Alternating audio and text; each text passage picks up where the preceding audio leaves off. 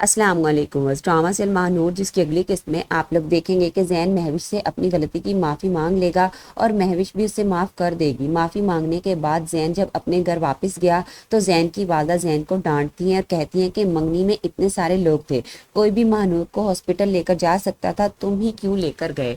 تو زین نے بھی آگے سے کہہ دیا کہ میں نے جب ماہنور کو گرتے اور بے ہوش ہوتے دیکھا تو مجھے جو مناسب لگا میں نے وہی کیا۔ ادھر دوسری جانب ماہنور کے ماموں نے ماہنور کی والدہ سے پوچھنے کی بہت کوشش کی کہ ماہنور کدھر ہے، لیکن ماہنور کی والدہ نے بتانے سے صاف انکار کر دیا اور کہا کہ چاہے تم میری جان لے لو لیکن میں تمہیں ماہنور کے بارے میں نہیں بتاؤں گی۔ تو ماہنور کے ماموں نے اپنی بہن کو دھمکی لگا دی کہ اگر تم نے 2 دن کے اندر اندر مجھے ماہنور کے بارے میں نہیں بتایا تو میں تمہارے ساتھ بہت برا کروں گا۔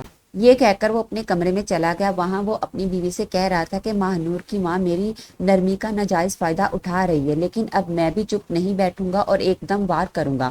ماہنور کی والدہ کمرے کے باہر سے سب سن لیتی ہیں، انہیں اپنے بھائی کی پلاننگ کا پتہ چل جائے گا، اس لیے وہ بھی محتاط ہو جائیں گی۔ ادھر زین کی والدہ نے بھی فیصلہ کر لیا ہے کہ وہ ماہنور کا انتظام کسی ہاسٹل وغیرہ میں کر دیں گی، اس لیے وہ ماہنور کو بلا کر اسے کہتی ہیں کہ میں سمجھتی ہوں کہ تمہیں اب یہاں سے چلے جانا چاہیے۔ یہ سن کر ماہنور پریشان ہو گئی۔ ماہنور کی پریشانی دیکھ کر شاید مدیحہ بیگم کہہ دے کہ تمہیں پریشان ہونے کی ضرورت نہیں ہے، میں تمہارے لیے کسی اچھے ہاسٹل کا انتظام کر دوں گی، اس لیے تم جا کر ہاسٹل جانے کی تیاری کرو۔ مدیحہ بیگم سے بات کرنے کے بعد ماہنور اپنے پورشن میں جا رہی تھی تو ظفر ماہنور کو آواز دے کر روک لیتا ہے اور ماہنور کے قریب آ کر کھڑا ہو گیا۔ ماہنور تو گھبرا جائے گی کیونکہ اسے ظفر کے ارادے ٹھیک نہیں لگتے اور نہ ہی اس کا بات کرنے کا انداز اچھا لگتا ہے۔